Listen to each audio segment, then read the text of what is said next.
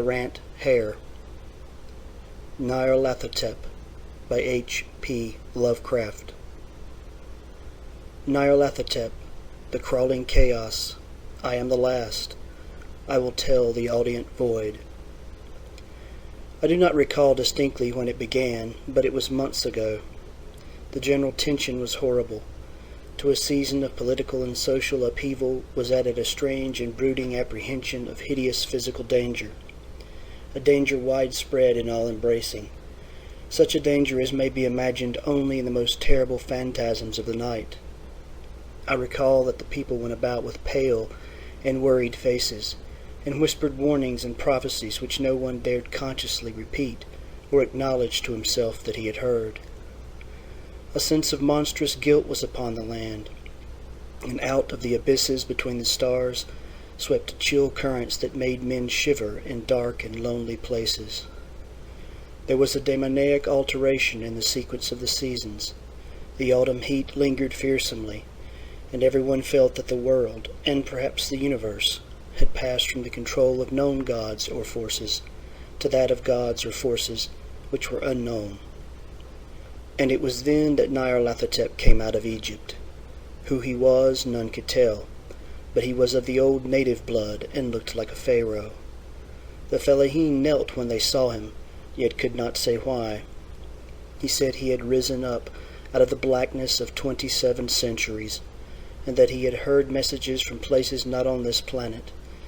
Into the lands of civilization came Nyarlathotep, swarthy, slender, and sinister, always buying strange instruments of glass and metal, and combining them into instruments yet stranger.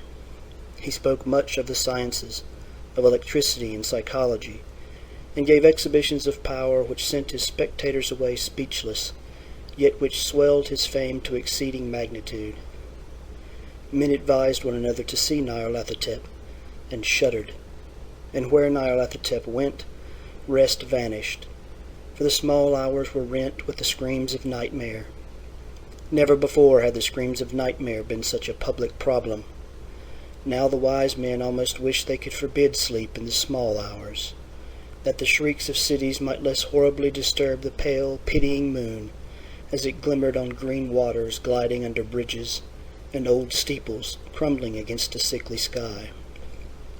I remember when Nyarlathotep came to my city, the great, the old, the terrible city of unnumbered crimes. My friend had told me of him, and of the impelling fascination and allurement of his revelations, and I burned with eagerness to explore his uttermost mysteries. My friend said they were horrible and impressive beyond my most fevered imaginings, and what was thrown on a screen in the darkened room prophesied things none but Nyarlathotep dared prophesy, and in the sputter of his sparks there was taken from men that which had never been taken before, yet which shewed only in the eyes. And I heard it hinted abroad that those who knew Nyarlathotep looked on sights which others saw not. It was in the hot autumn that I went through the night with the restless crowd to see Nyarlathotep. Through the stifling night and up the endless stairs into the choking room. And shadowed on a screen I saw hooded forms amidst ruins, and yellow evil faces peering from behind fallen monuments. And I saw the world battling against blackness, against the waves of destruction from ultimate space, whirling, churning, struggling around the dimming, cooling sun. Then the sparks played amazingly around the heads of the spectators, and hair stood up on end, whilst shadows more grotesque than I can tell came out and squatted on the heads. And when I, who was colder and more scientific than the rest, mumbled a trembling protest about imposture and static electricity, Nyarlathotep drove us all out, down the dizzy stairs into the damp, hot, deserted midnight streets. I screamed aloud that I was not afraid, that I never could be afraid, and others screamed with me for solace. We swore to one another that the city was exactly the same, and still alive. And when the electric lights began to fade, we cursed the company over and over again, and laughed at the queer faces we made. I believe we felt something coming down from the greenish moon, for when we began to depend on its light, we drifted into curious involuntary marching formations, and seemed to know our destinations, though we dared not think of them. Once we looked at the pavement and found the blocks loose and displaced by grass, with scarce a line of rusted metal to shew where the tramways had run. And again we saw a tram-car, lone, windowless, dilapidated, and almost on its side. When we gazed around the horizon, we could not find the third tower by the river, and noticed that the silhouette of the second tower was ragged at the top. Then we split up into narrow columns, each of which seemed drawn in a different direction. One disappeared in a narrow alley to the left, leaving only the echo of a shocking moan. Another filed down a weed-choked subway entrance, howling with a laughter that was mad.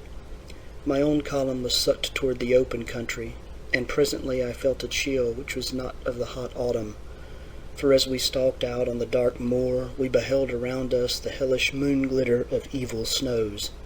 Trackless, inexplicable snows swept asunder in one direction only, where lay a gulf all the blacker for its glittering walls.